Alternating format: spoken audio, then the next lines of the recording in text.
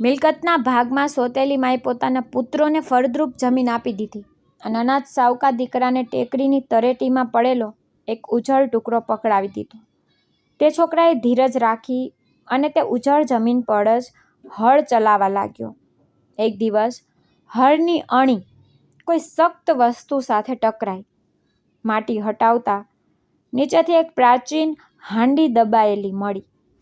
તે હાંડી ખોલી જ રહ્યો હતો કે સાવકીમાં ત્યાં પહોંચી ગઈ અને તેમાં પોતાનો હિસ્સો માંગવા લાગી. પરંતુ તે હાંડીમાંથી ખજાનાને બદલે એક એવી વસ્તુ નીકળી જેને જોઈને બધાના હોશ ઉડી ગયા. કારણ કે મારું નામ ધીરજ છે. અમે પહાડી વિસ્તારમાં રહેતા હતા. જો કે આખો વિસ્તાર પહાડી નહોતો. કેટલીક જમીનો ફળદ્રુપ હતી અને તેમની વચ્ચે નાના નાના ઘરો વિખરાયેલા હતા. લોકો ખેતરોમાં કામ કરતા, પ્રાણીઓની સંભાળ રાખતા અને સવાર થતાં જ હસીનો અવાજ ગુંજવા લાગતો. મરઘીઓ ચડવા નીકળી જતી. ચારે બાજુ હરિયાળી અને તડકાના ખેતરો દેખાતા હતા. મારા પપ્પા આ દુનિયા છોડી ગયા હતા. તેમણે જીવનમાં બીજા લગ્ન કર્યા હતા અને તે પત્નીથી તેમને 2 પુત્રો હતા.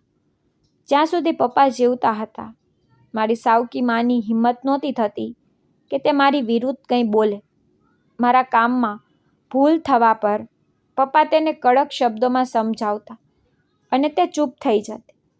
પપ્પાના ગયા પછી તે બહુ ચાલાક થઈ ગઈ અને પોતાના રૂપ અને વાતોથી પપ્પાને એવી રીતે પ્રભાવિત કર્યા કે મિલકત પોતાના નામે કરાવી લીધી. જો કે અંતમાં પપ્પા સાથે એવો વાદો ચોક્કસ થયો હતો કે તે મારી સાથે અન્યાય નહીં કરે. સમય વીતતો ગયો. અમે બધા જવાન થઈ ગયા અને માં બીમાર રહેવા લાગી. તેથી વસિયત કરવાની વાત ઉઠી. ઘરમાં હલચલ મચી ગઈ. બધા પુત્રો પોતાના હક માટે ઝઘડવા લાગ્યા. સાવકા ભાઈઓ પણ શોર મચાવવા લાગ્યા કે અમને અમારો હિસ્સો જોઈએ, જેથી અમે અમારી જમીનોમાં કામ કરી શકીએ. મને ખબર હતી કે મને કંઈ નહીં મળે, તેથી મનમાં બેચેની હતી. પણ સમય પસાર થતો રહ્યો અને ભાગા અત્યાર સુધી પૂરા નહોતા થયા. આ દરમિયાન સાવકી માએ પોતાના બંને પુત્રોના લગ્ન કરી દીધા. ચારે બાજુ ખુશીનો માહોલ હતો. નાના મોટા બધા લોકો ભેગા થયા હતા. ખાવા પીવાની પૂરી વ્યવસ્થા હતી અને હું મારા લગ્ન વિશે વિચારી રહ્યો હતો, જે પહેલાં જ થઈ ચૂક્યા હતા. મારા લગ્ન એક અનાથ છોકરી સાથે થયા હતા, જેના પપ્પા આ દુનિયામાં નહોતા અને ગામ લોકો તેને અપશુકનિયાર કહેતા હતા. મેં તેનો હાથ પકડી લીધો હતો. રૂપ રંગ ભલે બહુ સુંદર નહોતો, પરંતુ તે સેવાભાવી અને વફાદાર હતી. તે સમયે અમે બંને એક જ નાના રૂમમાં રહેતા હતા, જ્યાં એક તરફ અમારી જૂની જમીનની માટીની સુગંધ વસતી હતી અને બીજી તરફ સાવકી માની નજર હર ક્ષણે અમારા પર રહેતી હતી. જેવા સાસુના ડગલા ફ્લોર પર પડતા કે દિલ કાપી ઉઠતું અને અમારા દરેક નાના મોટા કામ પર તેમની નજર પડી જતી. મનમાં બસ એવી જ આશા હતી કે વસિયતના દિવસે કદાચ કંઈક મળી જાય અને અમે આ જગ્યાએથી અલગ થઈ શકીએ. અમે તેમના માટે કંઈ જ નહોતા. તેમ છતાં મારી પત્ની મારી માની સેવા કરતી હતી. તેમના માટે ભોજન બનાવતી, તેમનું ધ્યાન રાખતી અને ઘરના મોટા ભાગના કામ તે જ સંભાળતી હતી. જ્યારે બહારની કામગીરીની જવાબદારી હું નિભાવતો હતો. આ કરવા છતાં અમને ક્યારેય સારા સમજ્યા નહીં. હંમેશા ખરાબ જ માનવામાં આવ્યા. તેમ છતાં અમે દિલથી દરેક જવાબદારી નિભાવી. મને ઘરનો સાવકો દીકરો બનાવી દેવામાં આવ્યો હતો. જ્યારે આ ઘર મારા પપ્પાનું જ હતું અને જે મિલકતની વહેંચણીની વાત થઈ રહી હતી તે ખરેખર મારી જ હતી. પરંતુ માએ બધું પોતાના નામે કરાવી લીધું હતું. ઘરમાં મારું અસ્તિત્વ એક અજાણ્યા જેવું થઈ ગયું હતું. જ્યારે હું તે જ આંગણામાં ઉછળીને મોટો થયો હતો અને તે જ માટીમાં રમીને જવાન થયો હતો, છતાં દરેક વાતમાં એવો અહેસાસ કરાવવામાં આવતો હતો કે હું આ ઘરનો અસલી વારસદાર નથી. જ્યારે સેવા અને કામની વાત આવતી ત્યારે બધાની નજર માત્ર મારા પર અને મારી પત્ની પર ટકી જતી. સવારના અંધારામાં જ ક્યારેક પાણી ભરવાના, ક્યારેક પશુઓને ઘાસ નાખવાના, તો ક્યારેક જમવાનું બનાવવાના આદેશો મળવા લાગતા. સાવિત્રી માના પોતાના પુત્રો ન તો તેમની સેવા કરતા કે ન તો તેમની વહુઓ કોઈ કામને હાથ અડાડતી હતી. તેઓ પોતાના રૂમમાં આરામથી રહેતા અને જરાક અમથી વાતમાં અમને બોલાવવામાં આવતા. મારી પત્ની ચૂપચાપ બધું કરતી રહેતી. તેના ચહેરા પર થાક સાફ દેખાતો, પરંતુ તેની જીભ પર ક્યારેય કોઈ ફરિયાદ ન આવી. સાવિત્રી માં અમારી સાથે ક્યારેય સીધા મોઢે વાત કરતી નહોતી, અને જો કામમાં જરા પણ મોડું થઈ જાય તો મહેણા સાંભળવા પડતા. અમને એવું પણ જતાવવામાં આવતું કે અમે તે જ ઘરના ટુકડા પર પલી રહ્યા છીએ, જ્યારે સત્ય બધા જાણતા હતા, પણ કોઈ બોલવા તૈયાર નહોતું. રાત્રે જ્યારે બધા પોતાના રૂમમાં જતા રહેતા, ત્યારે હું અને મારી પત્ની આંગણામાં બેસીને એકબીજા સામે જોતા અને ખામોશીમાં જ બધું સમજી લેતા. અમને પહેલાથી જ અંદેશો હતો કે અમારી સાથે અન્યાય થશે. વસિયતનો ઉલ્લેખ આવતા જ દિલ પર હજી ભાર છવાઈ જતો હતો, છતાં અમે પોતાને તેના માટે તૈયાર કરી લીધા હતા અને ક્યાંક ને ક્યાંક માની લીધું હતું કે આ ઘરમાં અમારો અધિકાર માત્ર સેવા સુધી જ સીમિત છે. જ્યારે માએ વસિયત સંભળાવી તો તે જ થયું જેની મને શરૂઆતથી શંકા હતી. બધા લોકો રૂમમાં બેઠા હતા. સન્નાટો છવાયેલો હતો અને માના અવાજમાં કોઈ ખચકાટ નહોતી.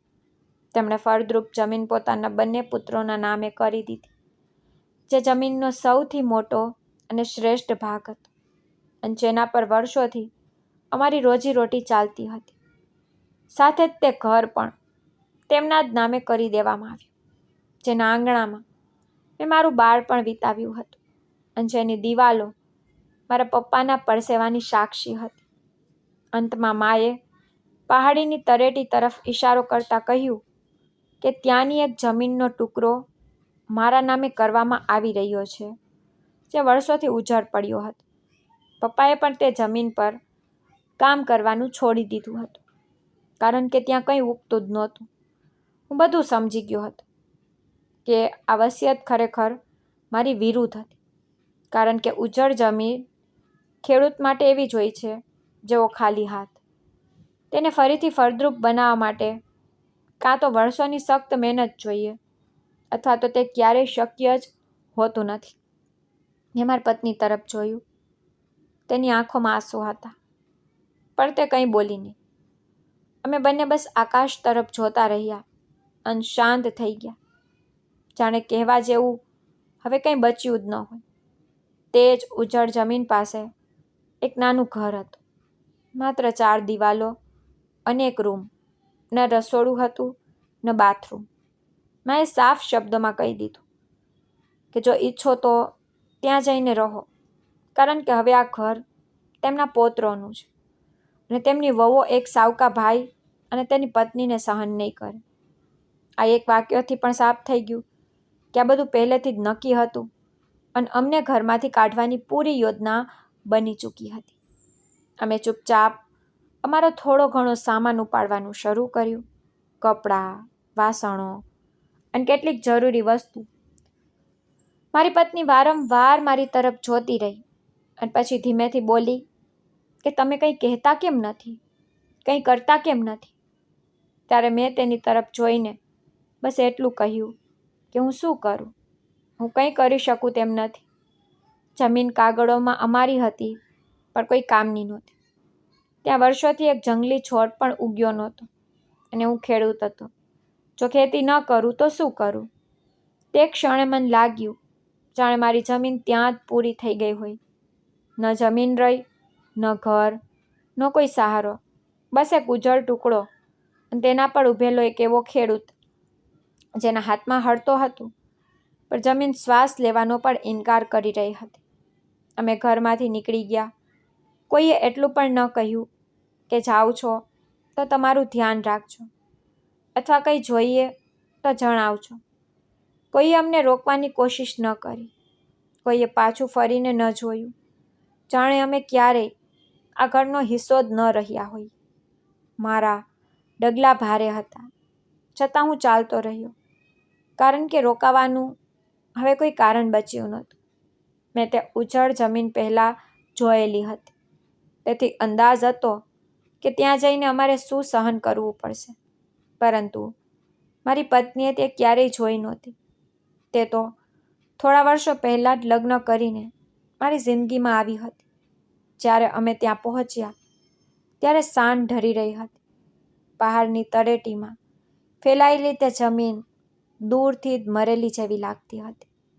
માટીમાં ન કોઈ હરિયાળી હતી, ન ભેજ.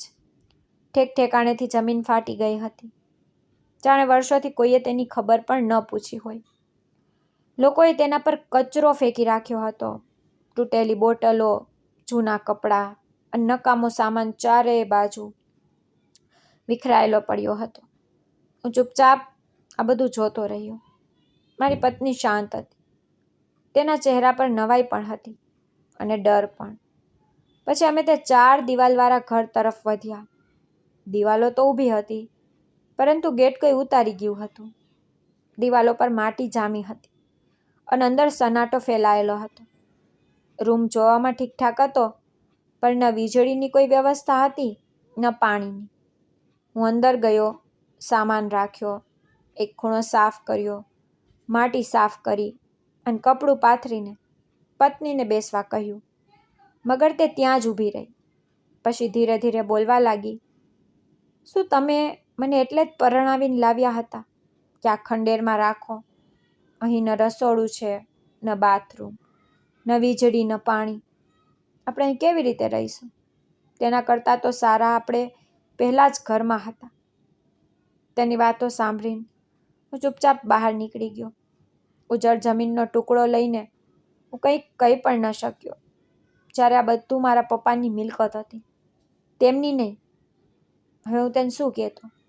તે પૂછતી રહી કે હું શું ઈચ્છું છું, તે અહીં કેવી રીતે રહેશે. હું સાંભળતો રહ્યો. મારી પાસે કોઈ જવાબ નહોતો. થોડી વાર પછી મેં બસ એટલું કહ્યું કે તારી ફરિયાદ બિલકુલ વ્યાજબી છે. અહીં તો માણસ શું, જાનવર પણ ન રહી શકે. પણ તું જ કે, હું શું કરતો? જ્યારે પોતાના પપ્પાએ જ મારો ખ્યાલ ન કર્યો, તો હું સોતેલી માં અને સોતેલા ભાઈઓ પાસેથી શું આશા રાખું?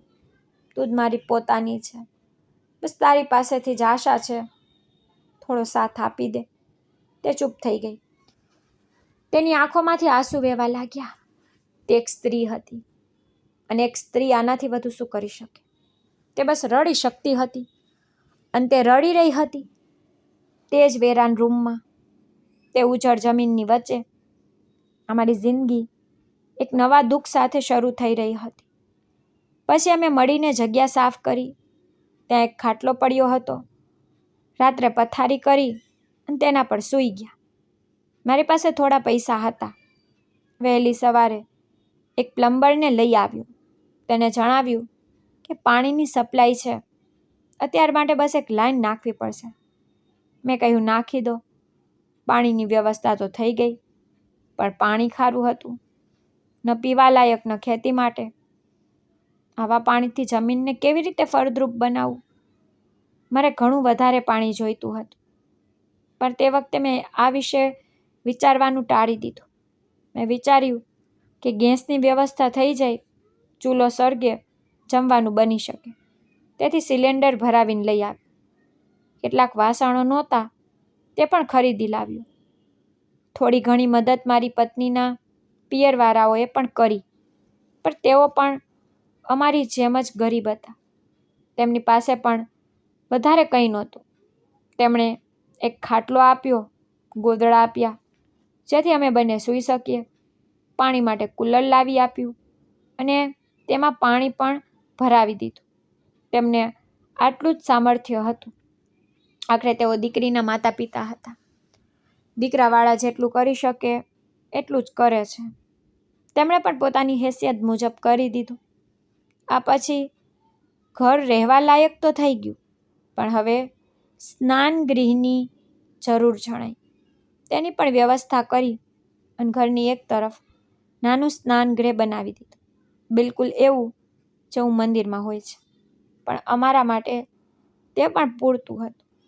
મારી પત્ની કહેવા લાગી કે આપણે શૂન્ય પર આવીને ઊભા રહી ગયા છીએ. આપણી પાસે કંઈ જ નથી.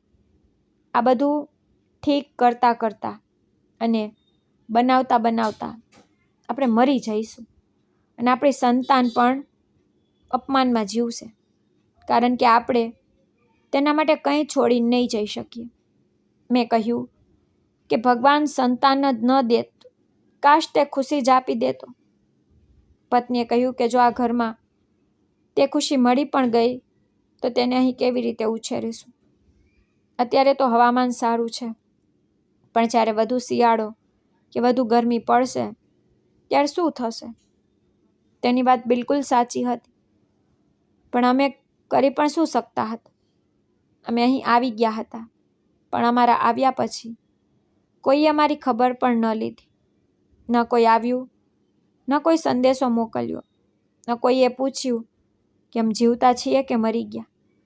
અમને એવી રીતે ભૂલાવી દેવામાં આવ્યા જાણે અમે ક્યારેય અસ્તિત્વમાં જ નહોતા, અથવા કદાચ અમારા જવાથી તે લોકો ખૂબ ખુશ થઈ ગયા હતા. વિચારવાની વાત એ હતી કે અમે તેમની જિંદગીમાં કયું દુઃખ લઈને આવ્યા હતા. મારી પત્ની નોકરોની જેમ બધાના કામ કરતી હતી. જમવાનું બનાવવું, ઘર સાફ કરવું, વાસણ ધોવા, અને હું પણ ઘરના કામોની સાથે ખેતરોમાં મહેનત કરતો હતો. તેમના ઘરેથી 2 નોકરો ચાલ્યા ગયા હતા, છતાં તેમને અમારી કોઈ ઉણપ વર્તાઈ નહીં.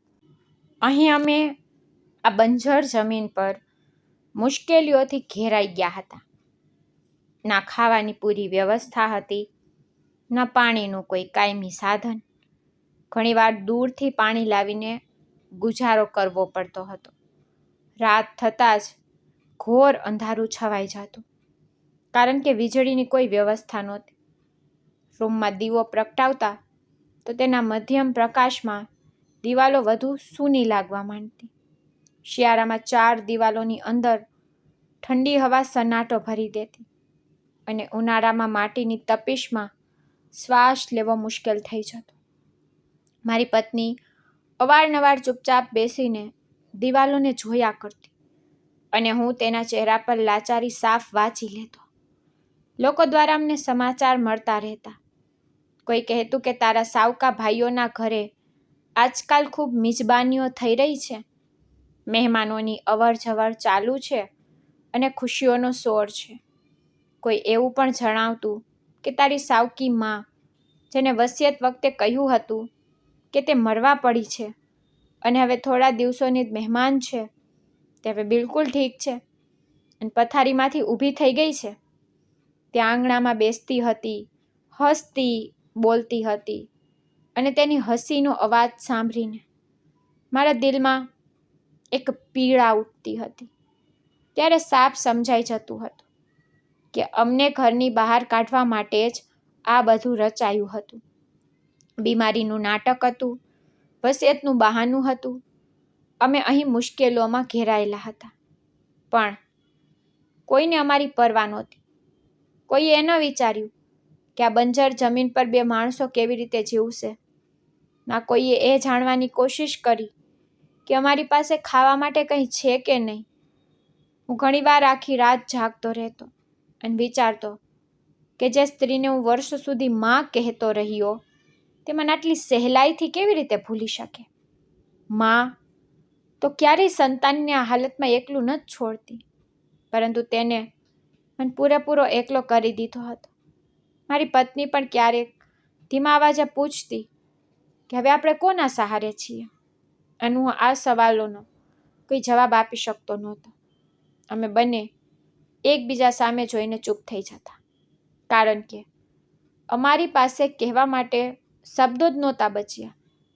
આ વેરાન જગ્યાએ, આ બંજર જમીન વચ્ચે અમે માત્ર એકબીજાના સહારે ઊભા હતા, જ્યારે બાકીનો સંસાર અમારા અસ્તિત્વથી અજાણ, પોતાની ખુશીઓમાં મગન હતો.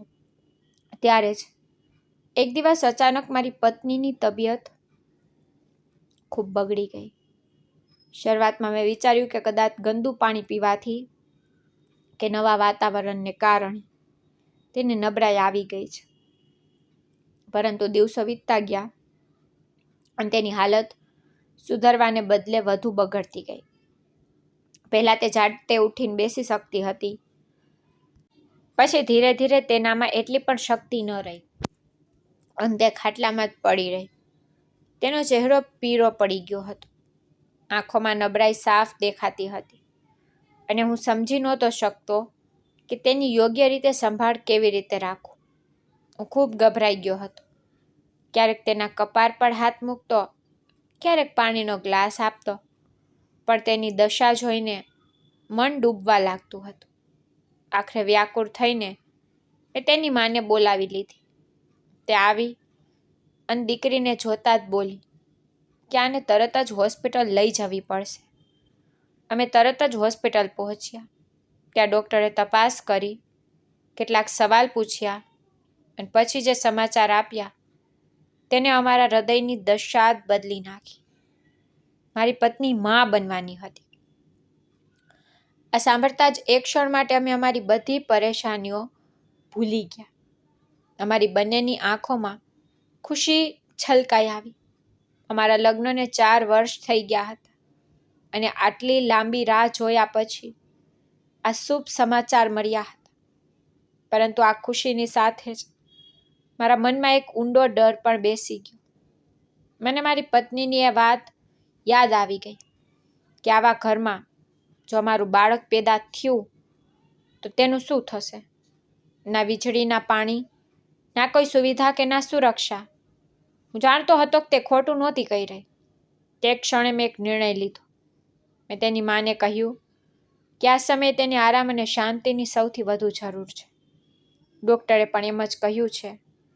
મેં તેમને એમ પણ કહ્યું કે અત્યારે હું પોતે મુસીબતમાં ફસાયેલો છું અને પરિસ્થિતિ મારા કાબૂમાં નથી.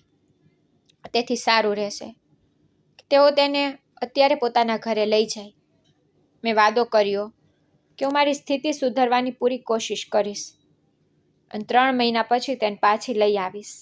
મારી પત્નીના પિતાજી આ દુનિયામાં નહોતા અને તેની માં પોતાના પુત્રના સહારે જીવન વિતાવતી હતી. પણ તેના ભાઈના દિલમાં પોતાની બહેન માટે સ્નેહ હતો. તેણે કહ્યું કે ઠીક છે, તેઓ તેને પોતાની સાથે લઈ જશે. ત્યારે મારી પત્નીએ મારી સામે જોઈને કહ્યું કે 3 મહિનામાં શું થઈ જશે? 3 મહિના તો પલક ઝપકાવતા જ વીતી જશે. મેં તેને કહ્યું કે હું આ જમીનને ફળદ્રુપ બનાવવાની કોશિશ કરીશ. હળ ચલાવીશ, બીજ વાવીશ અને દિવસ રાત મહેનત કરીશ. તે બોલી કે આ અશક્ય છે. જમીન કેટલા વર્ષોથી બંજર પડી છે, ત્યાં કંઈ ઉગતું નથી. મેં કહ્યું કે કોશિશ તો કરવી જ પડશે, કંઈક ને કંઈ કરવું પડશે, કારણ કે મારી પાસે બીજો કોઈ રસ્તો નથી. હું ભણેલો ગણેલો નથી કે ક્યાંય નોકરી કરી શકું. હું ખેડૂત છું અને ખેડૂતના હાથમાં જમીન સિવાય બીજું કંઈ હોતું નથી. તે થોડી વાર ચૂપ રહી, પછી બોલી કે તમારા માટે જમવાનું કોણ બનાવશે અને તમારું ધ્યાન કોણ રાખશે? મેં કહ્યું કે હું બધું જાતે સંભાળી લઈશ અને તેને સમજાવ્યું કે આ સમયે બાળકની તબિયત સૌથી વધુ જરૂરી છે.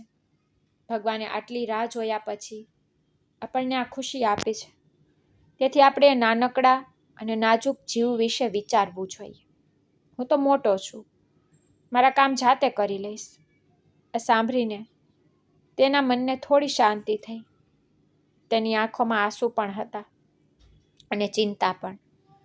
પછી તે તેની માં સાથે તેમના ઘરે ચાલી ગઈ. જતી વખતે હું તેને લાંબા સમય સુધી જોતો રહ્યો અને મન અંદરથી સૂન થઈ ગયું. હવે હું બિલકુલ એકલો રહી ગયો હતો. તે બંજર જમીન, એક નાનકડો ઉજ્જડ રૂમ અને મારા હૃદયમાં અગણિત પ્રશ્નો. 4 દિવાલોની અંદર ઊભો રહીને તે માટીને નિહાળતો રહ્યો અને વિચારતો રહ્યો કે હવે શું કરું, ક્યાંથી શરૂઆત કરું. અને શું ખરેખર આ બંજર ધરતીમાંથી મારી જિંદગી અને મારા આવનારા બાળકનું ભવિષ્ય સુધારી શકીશ? પહેલી રાત ત્યાં ખૂબ જ અજીબ વીતી. રૂમમાં ગાઢ શાંતિ હતી, પણ તે શાંતિની અંદર પણ એક વણકહ્યો શોર. બહાર ચારે બાજુ અંધારું ફેલાયેલું હતું. ના કોઈ દીવો સરકતો હતો, ના કોઈ અવાજ સંભળાતો હતો. હું ખાટલામાં પણખા ફેરવતો રહ્યો, પણ ઊંઘ આંખોથી કોસો દૂર હતી. મને ખબર હતી કે તે સમયે મારી પત્ની પોતાના પિયરમાં હશે, જ્યાં તેને સ્વચ્છ પાણી, સારું ભોજન, નરમ પલંગ અને માની હાજરીનો સુકૂન મળી રહ્યો હશે. આ વિચારીને મનને થોડી શાંતિ મળતી, પણ સાથે એ બોજ પર દિલ પર ઉતરી આવતો કે મારે 3 મહિનામાં કંઈક ને કંઈક તો કરી બતાવવાનું છે. સાંજે મેં બજારમાંથી એક પાવડો અને કોદારી ખરીદી લીધી હતી. મને ખબર હતી કે હવે મારે જાતે જ હળ ચલાવવું પડશે, જાતે જ જમીન તોડવી પડશે. ના મારી પાસે કોઈ મશીન હતું, ના ખાતર, ના કોઈ સહારો. બસ થોડા બીજ હતા જે મારી પાસે પડ્યા હતા. મેં વિચાર્યું કે શાકભાજી ઉગાડીશ, જેથી ખાવાની વ્યવસ્થા થઈ જાય અને કંઈક વેચીને 2 ટકના રોટલા નીકળી આવે. આ જ વિચારોમાં મનમાં ચાલતા રહી અને ના જાણે ક્યારે આંખ લાગી ગઈ. સપનામાં પપ્પા આવી ગયા. એ જ મારા પોતાના પપ્પા, જે મારા બાળપણના દિવસોમાં જુવાન, મજબૂત અને હસતા મુખડાવાળા રહેતા હતા, જ્યારે મારી પોતાની માં જીવતી હતી અને આ સાવકી માં તથા સાવકા ભાઈઓ મારી જિંદગીમાં નહોતા આવ્યા. પપ્પાએ મારો હાથ પકડી લીધો. તેમના હાથનો ગરમાવો મને સ્પષ્ટ અનુભવાઈ રહ્યો હતો. તેમણે કહ્યું, તું મારો પ્રિય દીકરો છે. મને તારી ખૂબ યાદ આવે છે. હું તને ખૂબ પ્રેમ કરું છું.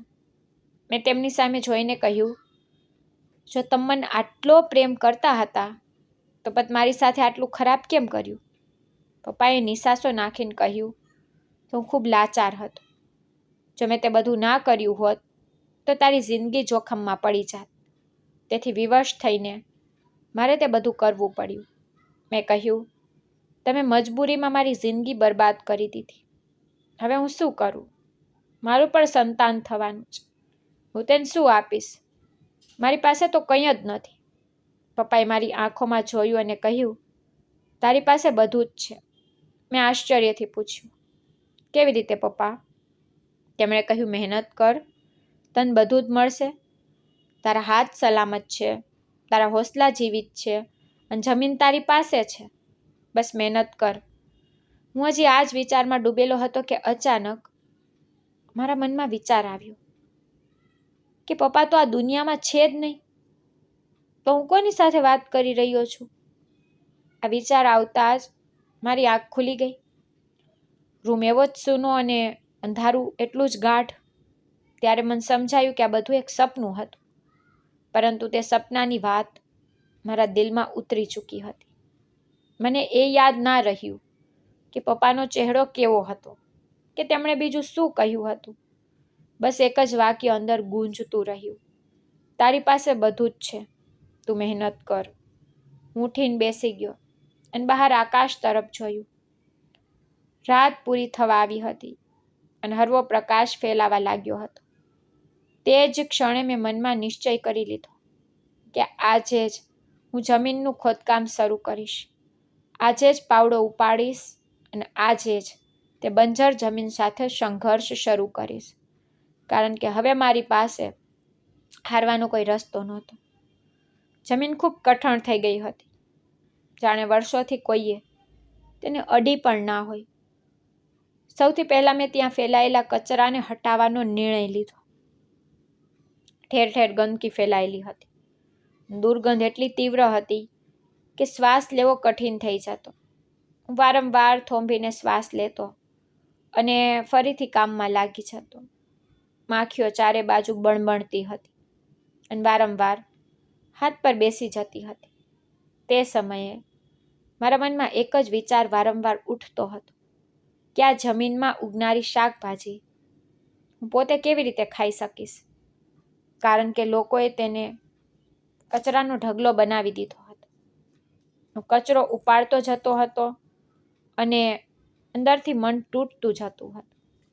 હાથ કાપી રહ્યા હતા, પરસેવો આંખોમાં જઈ રહ્યો હતો અને આંસુ આપોઆપ વહી નીકળ્યા હતા. વિચારતો હતો કે હું શું કરી રહ્યો છું અને આ બધું કેવી રીતે ઠીક કરીશ. હજી તો બસ શરૂઆત હતી અને હું એટલો થાકી ગયો હતો કે શરીર જવાબ આપવા લાગ્યું હતું, છતાં રોકાવાનો કોઈ વિકલ્પ નહોતો. બીજા દિવસે મેં માટીને ધીરે ધીરે આમ તેમ કરવાનું શરૂ કર્યું, પરંતુ જલ્દી સમજાઈ ગયું કે પાણી વગર તો આ શક્ય જ નથી. સૂકી માટી પથ્થર જેવી સખ્ત બની ગઈ હતી અને પાવડો તેમાં બરાબર ખૂંપતો નહોતો. ત્યાંનું પાણી ખારું હતું અને મને ખબર હતી કે ખારું પાણી જમીનને વધુ ખરાબ કરી શકે છે. છતાં મેં એ જ પાણી માટી પર છાંટવાનું શરૂ કર્યું અને પૂરી શક્તિ લગાવીને પાવડો ચલાવવા લાગ્યો.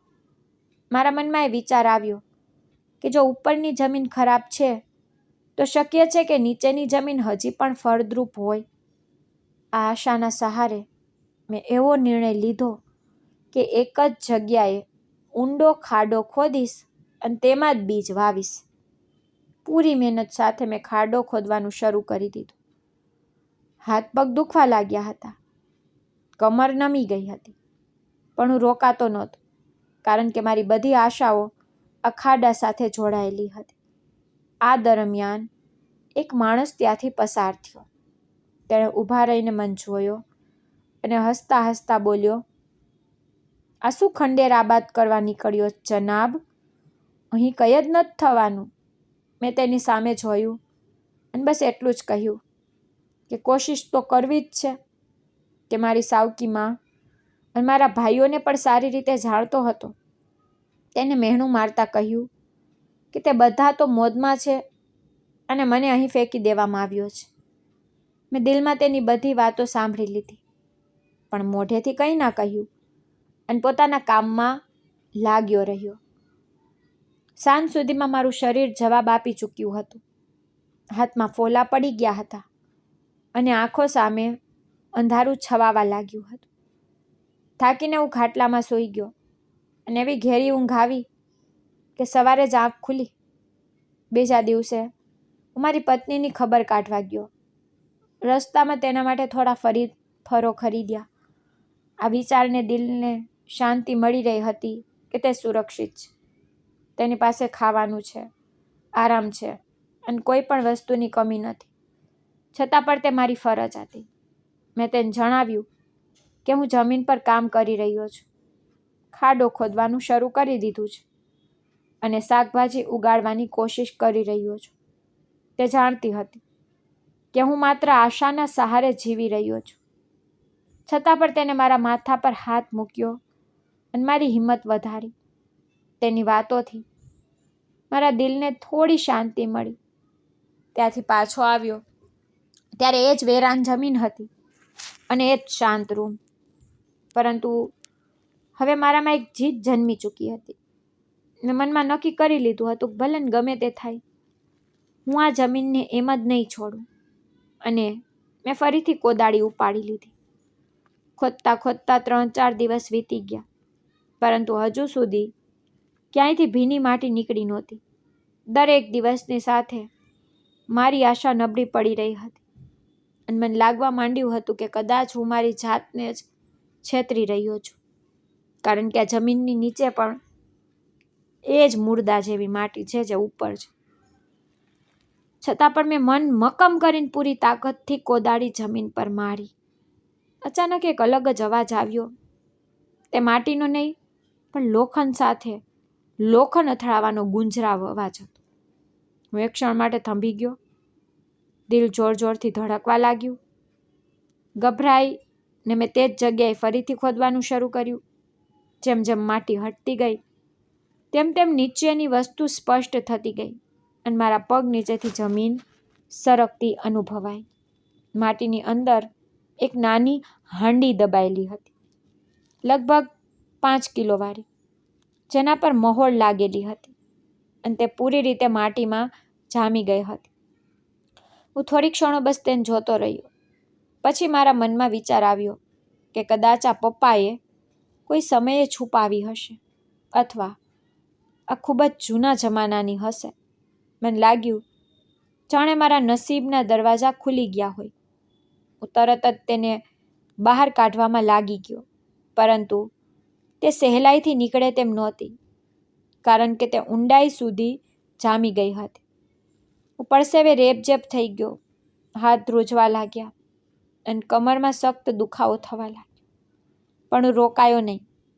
મને એ ખબર નહોતી કે જે માણસ થોડા દિવસ પહેલાં અહીંથી પસાર થયો હતો અને મારી સાવકી માં તથા ભાઈઓને જાણતો હતો, તેણે મને આ બધું કરતા જોઈ લીધો હતો અને તે તરત જ જઈને તેમને સમાચાર આપી ચૂક્યો હતો. હાંડી કાઢતા કાઢતા આખો દિવસ વીતી ગયો. સૂરજ આથમી રહ્યો હતો અને સાંજની છાયા લાંબી થતી જતી હતી. જ્યારે અંતે તે હાંડી માટીમાંથી બહાર આવી ગઈ અને મેં તેને જમીન પર રાખી જ હતી કે અચાનક પાછળથી ડગલાનો અવાજ સંભળાયો. મેં પાછળ વળીને જોયું તો મારી સોતેલી માં અને મારા બંને સોતેલા ભાઈઓ ત્યાં ઊભા હતા. હું એ જોઈને હેરાન રહી ગયો કે તેઓ અચાનક અહીં કેવી રીતે આવી ગયા. તેમની નજર હાંડી પર ટકેલી હતી અને તેમની આંખોમાં લાલચ સાફ દેખાઈ રહી હતી. તેમણે કહ્યું કે આમાં ચોક્કસ સોનું છે અને તે તેમનું છે, કારણ કે આ જમીન તેમના પપ્પાની હતી અને આમાંથી જે કંઈ પણ નીકળશે તેના પર તેમનો અધિકાર છે. મેં ગુસ્સામાં અને દ્રઢ અવાજે કહ્યું કે આ જમીન તેઓ મારા નામે કરી ચૂક્યા છે. હવે આ મારી છે અને આમાંથી જે પણ નીકળશે તેના પર મારો જ હક હશે. તેઓ આગળ વધ્યા અને બોલ્યા કે તેઓ આ લેવા આવ્યા છે અને લઈને જ જશે. હું હાંડીની સામે ઊભો રહી ગયો અને કહ્યું કે પહેલાં મને આને ખોલવા તો દો, જોઉં તો ખરા કે આમાં છે શું. મારા મનમાં એક જ વાત હતી કે હું આ હાંડી કોઈને લઈ જવા નહીં દઉં, ભલે તેના માટે મારે ગમે તે કરવું પડે. હવામાં અજીબ તણાવ ફેલાઈ ગયો. સૂરજ અસ્ત થઈ રહ્યો હતો અને વેરાન જમીન પર ઊભેલા અમારા સૌના પડછાયા હજુ વધુ લાંબા થતા જતા હતા. હું જાણતો હતો કે જે થવાનું છે તે મારા જીવનની સૌથી નિર્ણાયક ક્ષણ હશે. મને ખૂબ જ ડર લાગી રહ્યો હતો અને મનમાં એ ભય બેસી ગયો હતો કે જો સાચે જ આની અંદર કંઈક નીકળ્યું અને તેમણે જબરદસ્તી મારી પાસેથી છીનવી લીધું તો હું શું કરી શકીશ. હું એકલો હતો અને તેઓ 3 હતા. તેમની આંખોમાં લાલચ સાફ દેખાતી હતી, પરંતુ હવે પાછળ હટવાનો કોઈ રસ્તો પણ નહોતો. મેં હાંડીનું મોઢું ખોલ્યું તો તેની અંદર પણ માટી જ ભરેલી હતી. એક ક્ષણ માટે મેં રાહતનો શ્વાસ લીધો, પણ સાથે જ દિલમાં અજીબ નિરાશા પણ ઉતરી આવી. હું હાથોથી માટી કાઢતો રહ્યો, પણ માટી પૂરી થવાનું નામ જ લેતી નહોતી. દરેક મુઠ્ઠી માટીની સાથે મારી આશા પણ ઓછી થતી જતી હતી. અત્યાર સુધી ના કોઈ ઘરેણું દેખાયું, ના કોઈ ચમક, ના સોનું. આ દરમિયાન મારા મનમાં એ સવાલ પણ ઉઠી રહ્યો હતો કે જો આની અંદર સાચે જ ઘરેણાં હોત પણ ખરા તો તે કોના હોત, કારણ કે મેં મારી મા પાસે ક્યારેય આટલા મોટા ઘરેણાં જોયા નહોતા અને પપ્પા પાસે પણ આટલી ફાલતુ સંપત્તિ ક્યાંથી આવતી કે તેઓ આટલું સોનું ખરીદત. અને જો સોનું હોત પણ તો એટલું કે આખી હાંડી ભરાઈ જાય. આ વાત સમજની બહાર હતી. આ બધા વિચારો મારા મગજમાં ઘૂમી રહ્યા હતા, છતાં પણ દિલના કોઈ ખૂણે એક નાની આશા બાકી હતી કે જો એ વખતે સોનાનો એક હાર પણ નીકળી આવે તો મારી થોડી પરેશાની તો હલ થઈ જશે, કારણ કે આજકાલ સોનાની કિંમત કેટલી વધારે છે એ તો ગામનો દરેક માણસ જાણે છે. પરંતુ સચ્ચાઈ એ હતી કે તે હાંડીમાંથી ના કોઈ સોનું નીકળ્યું, ના કોઈ ઘરેણાં. છેલ્લી માટી કાઢતા એક જાડું પ્લાસ્ટિકનું કવર દેખાયું જે સારી રીતે સીલ કરેલું હતું અને તેની અંદર કેટલાક કાગળો હતા. હું એક ક્ષણ માટે થંભી ગયો. મારું હૃદય જોર જોરથી ધડકવા લાગ્યું. જેવું મેં કવર હાથમાં લીધું, મારા હાથ ધ્રુજવા લાગ્યા.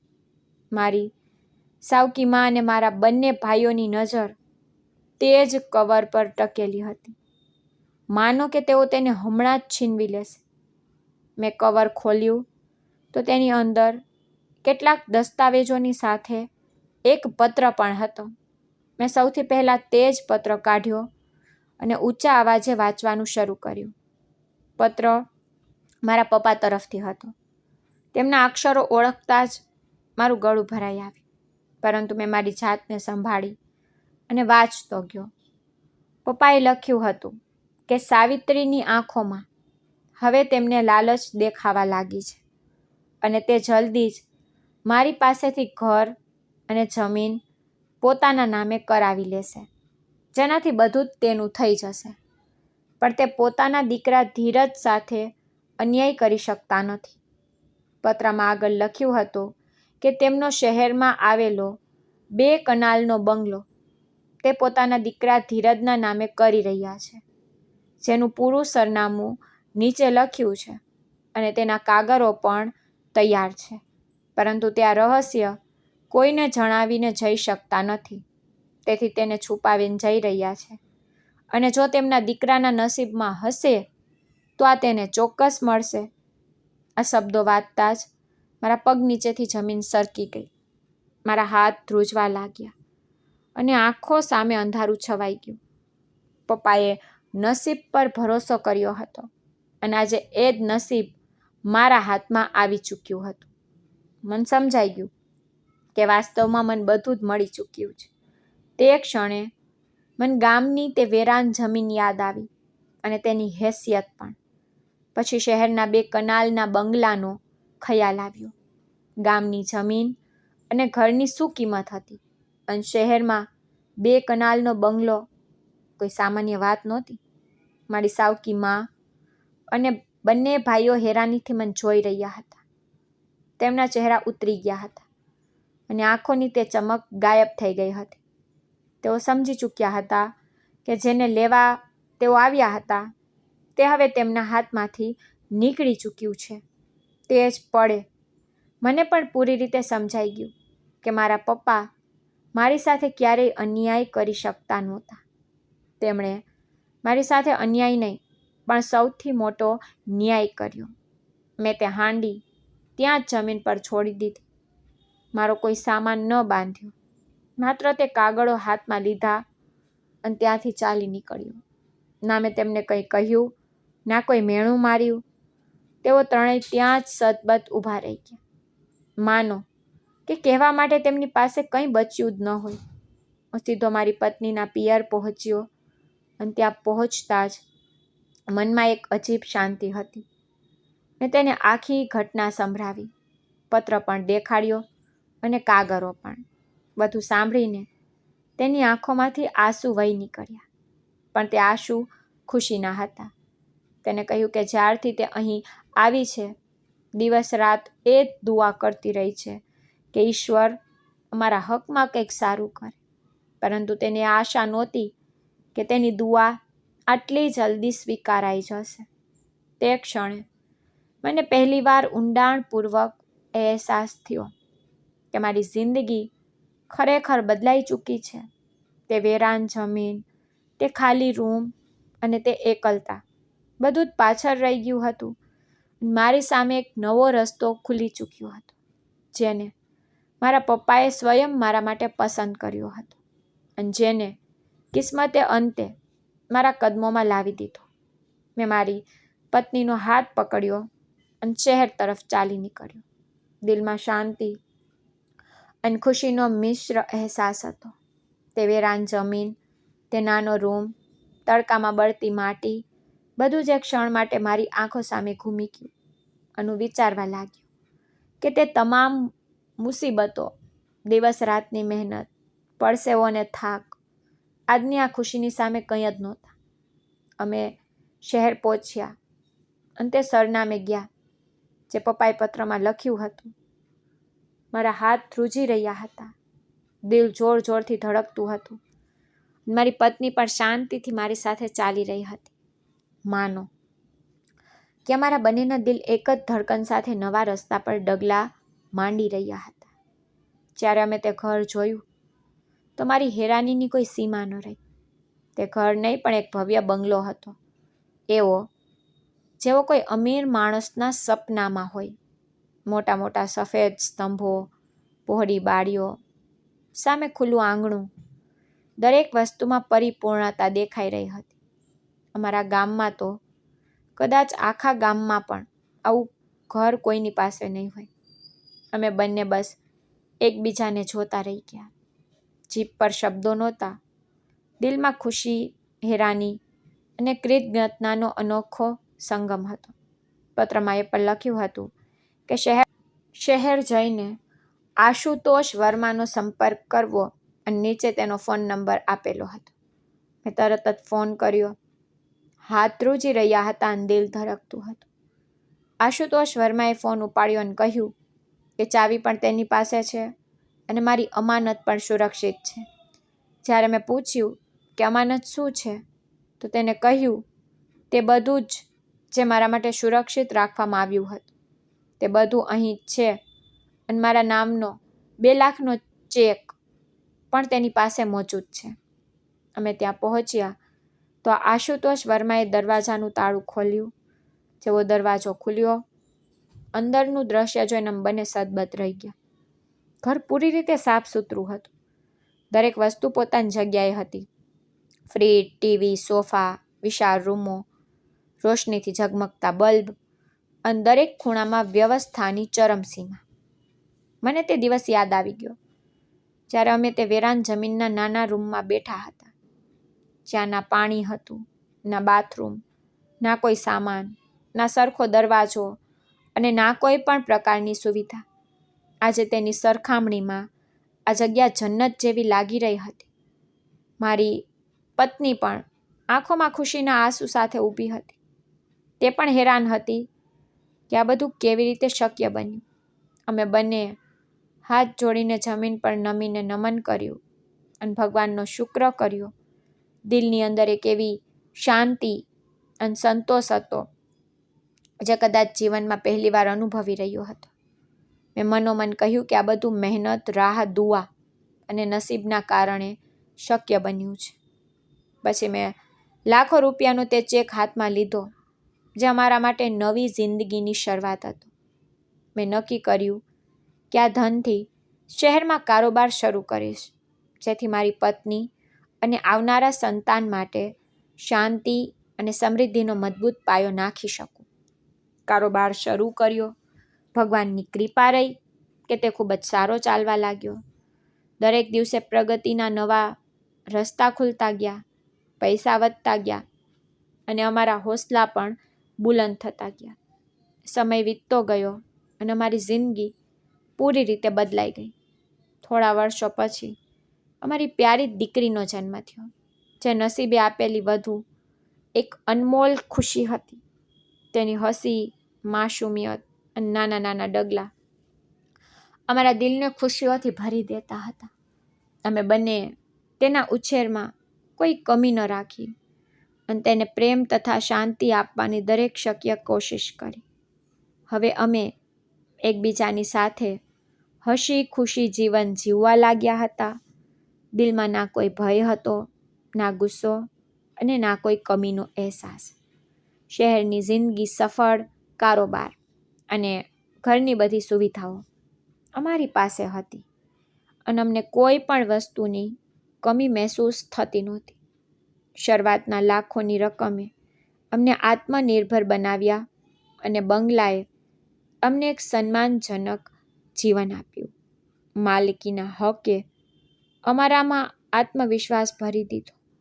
અમે સમજી ગયા કે જો માણસ મહેનત કરે અને નસીબ પર ભરોસો રાખે તો બધું જ શક્ય છે. આ દરમિયાન અમને ખબર પડી કે ગામમાં માતા ખરેખર બીમાર થઈ ગઈ છે, પરંતુ હવે તેમની પરવા કરનાર કોઈ નથી, કારણ કે મારા સાવકા ભાઈ અને સાવકી માં માત્ર જમીન જ વેચી ચૂક્યા નહોતા, પણ તેમના જીવનમાં હવે માત્ર સ્વાર્થ જ બાકી રહી ગયો હતો. મને બધા દિવસો યાદ આવી ગયા જ્યારે હું માટી અને કચરા વચ્ચે મહેનત કરી રહ્યો હતો. તે મુશ્કેલીઓ અને તે થાક મારા નસીબની બસ એક નાની કસોટી હતી. હવે સત્ય સામે હતું. ભગવાને મારા પક્ષમાં નિર્ણય આપ્યો અને અમારા નસીબમાં એવી ખુશીઓ લખી દીધી જેની અમે ક્યારેય કલ્પના પણ નહોતી કરી. અમારો બંગલો, વ્યવસાય, સંપત્તિ અને વહાલા સંતાન, આ બધું નસીબનો કરિશ્મા હતો. અમે અનુભવ્યું કે માણસ જે ખરાબ કરે છે તેની અસર અંતે તેના સુધી જ પાછી આવે છે અને જે સારું હોય છે તે નસીબ બનીને પાછું આવે છે. અમે એ પણ સમજ્યા કે ધીરજ અને મહેનત વગર નસીબના દરવાજા ખુલતા નથી. આ જ વિશ્વાસ સાથે અમે અમારા વ્યવસાયને વધુ આગળ વધાર્યો અને અમારા પરિવાર માટે એક વધુ સારું અને સુરક્ષિત જીવન સુનિશ્ચિત કર્યું. ઘરમાં ખુશીઓનું વાતાવરણ હતું. બાળકોનો ખડખડાટ ગૂંજતો રહેતો હતો. પત્નીના ચહેરા પર શાંતિ અને સંતોષની ઉજ્જવળ આભા દેખાતી હતી. અમે કોઈ પણ પરેશાની કે મુશ્કેલી તરફ ધ્યાન આપતા નહોતા, કારણ કે જે નસીબમાં હતું તે અમને મળી ચૂક્યું હતું અને બાકીનું બધું ઈશ્વરના હાથમાં હતું. ગામની પરિસ્થિતિના સમાચાર પણ મળતા રહેતા હતા, જ્યાં બધું જ બગડી ગયું હતું. જમીનો વેચી દેવામાં આવી હતી અને માની બીમારીની કોઈને પરવા નહોતી. સાવકી માં અને ભાઈ પોતાની ખુશીઓમાં વ્યસ્ત હતા. તેમના માટે પૈસા, જમીન અને પોતાનો સ્વાર્થ જ સર્વસ્વ હતું. મેં અને મારી પત્નીએ દિલમાં એ નિશ્ચય કરી લીધો કે અમે વીતેલી પરિસ્થિતિ પર નહીં, પણ અમારા વર્તમાન અને ભવિષ્યના સુખી જીવન પર ધ્યાન આપીશું. સમયની સાથે અમારા જીવનમાં શાંતિ, ખુશી અને પ્રેમ સતત વધતા ગયા. અમારો બંગલો, અમારો વ્યવસાય અને અમારા વહાલા સંતાન જ અમારી આખી દુનિયા બની ગયા. અમને એ ઊંડાણપૂર્વક અનુભવાયું કે ઈશ્વરનો ન્યાય સૌથી મોટો હોય છે અને નસીબ ખરેખર માણસના હિતમાં જ કામ કરે છે. અમે જીવનની દરેક નાની મોટી ખુશીને પૂરા મનથી માણી, દરેક ક્ષણ માટે કૃતજ્ઞતા વ્યક્ત કરી અને અમારી મહેનત તથા પ્રાર્થનાઓનું ફળ મેળવ્યું. આ જ જીવન છે, આ જ નસીબ છે અને આ જ એ સત્ય છે જે મેં મારી જિંદગીમાં જોયું. ખરાબ કર્મોનું ફળ ખરાબ અને સારા કર્મોનું ફળ સારું જ મળે છે. આજે અમે જીવનની દરેક ખુશીમાં સહભાગી છીએ, દરેક ક્ષણનો આનંદ માણી રહ્યા છીએ અને દિલથી પ્રાર્થના કરી રહ્યા છીએ કે આ ખુશીઓ હંમેશા અમારી સાથે બનતી રહે અને અમારું નસીબ અમને હંમેશા ન્યાય અને શાંતિ આપતું રહે. તો મિત્રો, આ હતી આજની વાર્તા. આ વાર્તા વિશે તમારો શું અભિપ્રાય છે તે કોમેન્ટ બોક્સમાં જરૂર જણાવજો. જો તમને વાર્તા ગમી હોય તો વિડીયોને લાઈક કરજો,